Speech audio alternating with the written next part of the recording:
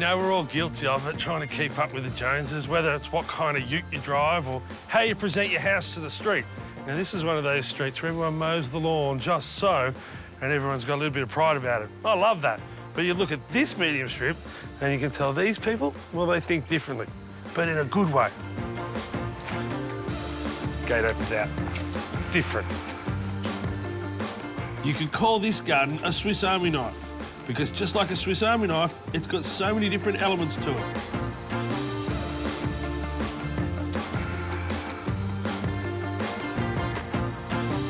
So this is just your typical size suburban block, but it feels much bigger because you can't see the boundaries. It means every little room you come into, you want to see what's around the corner. And the reason why it works with such little soil is because of the plant selection. Frangipanis are one of the toughest plants you could ever get. They've got that white sappy milk in it, which is a heap of bank for them. So if it's dry or if they're just not getting looked after, there's a lot of nutrients still in the plant. That's why they're easy to strike.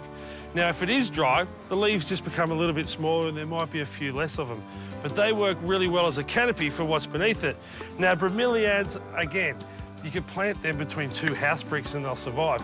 The reason why is because they actually survive on what's caught in the centre. So when it rains or if you give the place a splash of water, you water into there and then organic matter falls off. Like a leaf falls off the frangipani, it lands in the middle, it slowly breaks down because there's the moisture and the water there. It starts to compost and the plant's getting a feed. That's why you can plant it between two bricks. Now, if you're a neat freak, the floor of this garden probably wouldn't be for you. But if you're a keen gardener, it's fantastic because it's mulched with all the cuttings and the leaves that fall off the ground, but it's also covered with a mat of green. So if there's a weed or two, you can't notice them because it's already a little bit messy.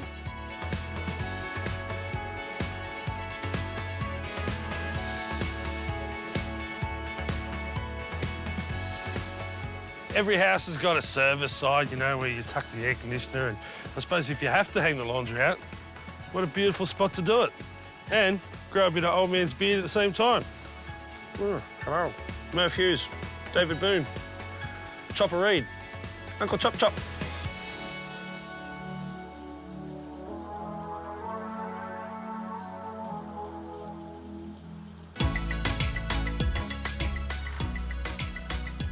And in the back corner of the garden, in the middle of suburbia, there is a fantastic chook pen.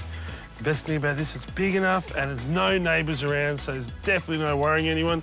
But you've got fresh scrambled eggs every morning. And when they're finished with the chickens, this will make the best spot for a veggie garden because that soil will be just bursting with nutrients.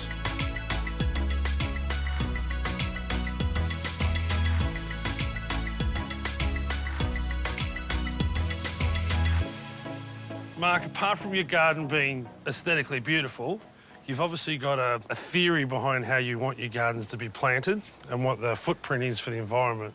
Could you tell us your overall plan for any garden you'd build?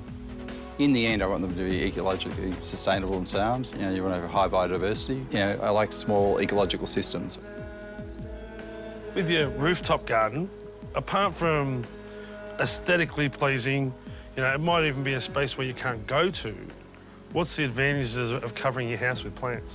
Well, it cools your roof, but aesthetically, you know, this one in particular, all our interior windows, light windows, look onto the gutter detail. By putting a roof on it, we're looking at plants all the time. And then the other thing is if you're putting solar panels on your roof, as soon as they go over about 35 degrees, they don't work very efficiently. So if you put a green roof on under your solar panels, you'll increase their efficiency by more than 30%. And then all that water that goes through the green roof then goes back to rainwater storage, and then that's what runs the pond system, and actually the pond with the fish in it and the turtles actually feeds the green wall. So it's those small ecological systems I think are going to be really important. Your vertical wall here is thick, lush and interesting. This has really got depth to it, contrast in the foliage and the colours.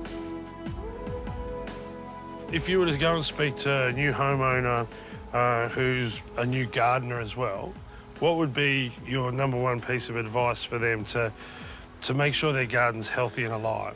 You know, you need to plan, and you know, a garden never stops. And, you know, you're always maintaining it, working on it, fertilising it, you know, and it changes over time. It's never static. You need to keep up with it, sort of thing, yeah. And 10 years later, what's the most enjoyable thing about this garden for you now? Well, I think my family have taken a long time to come around to the fact that we've got a different garden to everyone else's in the street. And we had an open garden day and we had, I don't know, 700 people went through over a weekend or whatever it was, which was ridiculous. And they realised that we had a really interesting garden and people would actually, pay to see it, so they actually appreciate it. That's what he's talking about. That's right.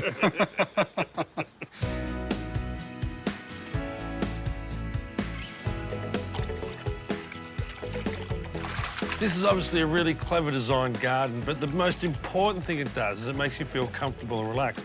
I'm sitting here feeding the fish, just having an absolute ball. And it's not because of some master plan, it's because it looks beautiful. But the master plan's simple as well. This little pond feeds all these plants. The fish do their poos, they create nutrients, the plants absorb it up. You cut these down every 6 months and you're taking away all those nutrients out of the mini environment. The rest of the water can go through a little rill over there. Plants take out more nutrients. It goes through the vertical wall, more nutrients. So in other words, the plants are getting fed for free.